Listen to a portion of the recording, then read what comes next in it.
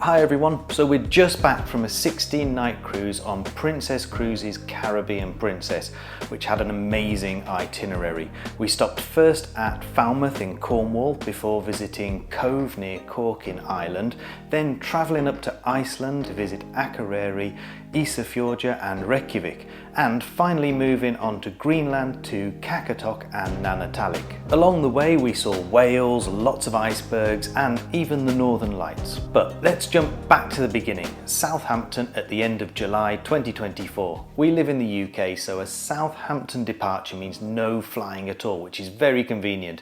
We drove down on the day of departure, which is not something we'd normally do. We hit a lot of traffic on the way, so I was a bit stressed. I really don't want to ever drive down the same day we sail again. But once we got there at, I think it was about 1 PM, we dropped off our luggage and went straight through. There was no waiting for us at all. It was check-in desks, security, walk onto ship. Princess put on a sail away party up on deck and we watched us leave Southampton from our balcony. On the way out we caught a glimpse of Cunard's new Queen Anne looking fancy and shiny, and at one point Caribbean Princess had an exchange of ship horns with a steamboat. Honestly, I've never heard anything like it.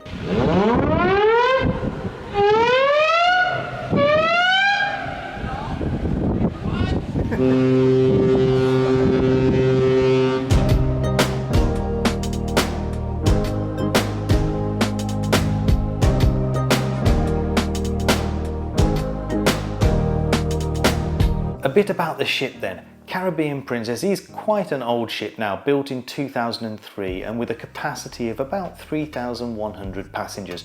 So it's not a small ship, it's about the same size as P&O's Azura. In fact, they're both Grand class ships. However, the ship is lovely and has a lot of character. It has an unusual area right at the back that makes it look like it has a spoiler. This is used as a nightclub in the evenings and has a travelator that you can use to access it. It is starting to look quite tired in places though, with a lot of rust everywhere. The outside paintwork looks very patchy close up where they've covered up the rust and damage. Carpets were lifted and torn in some places and handrails were quite often loose or missing pieces.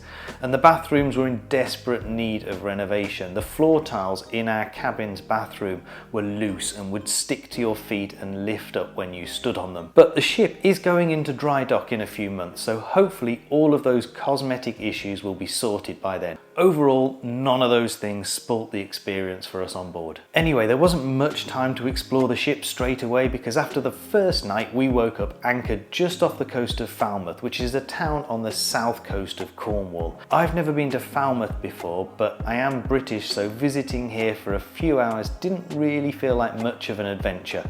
But the ship can't dock in Falmouth, so you have to take a tender, and I absolutely love taking tenders. What I don't love are the queues for the tenders, but it didn't take too long today because the ship used some local boats to help out. So what can you do in Falmouth then? Well, there's a castle you can go and visit, lots of walking to do, but we fancied a quiet day and just had a short walk around the town, stopping briefly for a Cornish pasty. The next day we found ourselves docked in Cobh, which is a coastal town not far from Cork in Ireland.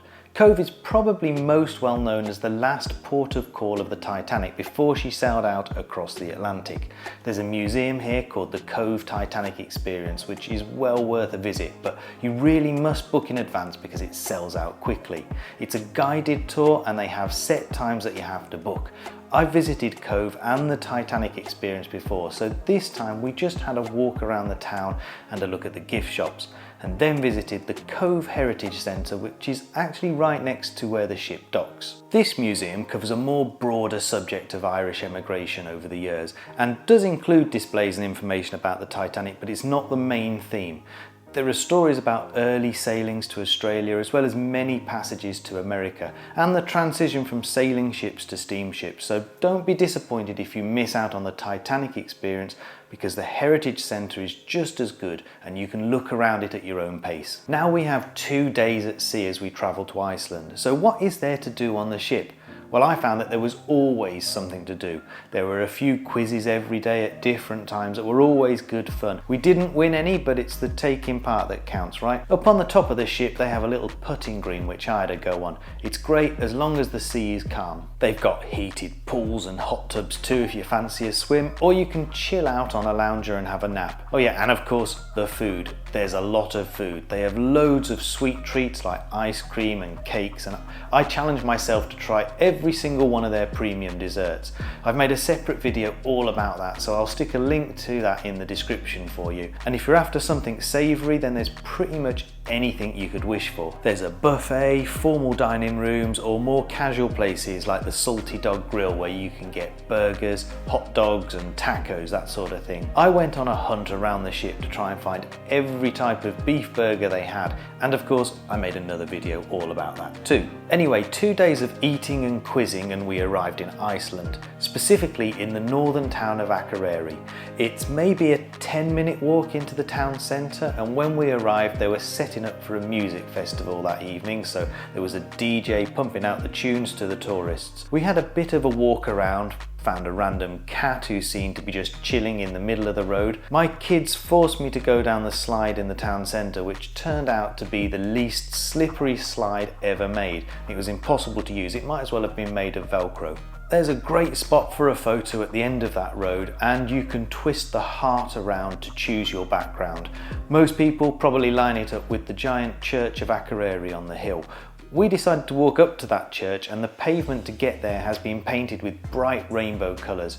Someone's also gone to the effort of putting knitted trolls over the rubbish bins too, which is just genius. The church itself was closed that day due to a funeral, but we still had great views of the fjord and the ship below. Akureyri is home to the world's most northerly 18-hole golf course, if you're into that sort of stuff. But we decided to go and visit the Botanical Gardens, which is only a 10 to 15 minutes walk further on from the church. It's free to get into, like a public park really, and quite relaxing and pleasant place with fountains and plants from all over Iceland and the world. It started raining while we were there, not heavy, but it was time to go back to the ship. And on this sail away, we were in for a treat. There were many sightings of dolphins from our balcony, which is always nice to see, but we also got to see a whale. I'm really not the best wildlife videographer, so my shots are very shaky, but you get the idea. They all looked a lot more impressive in real life.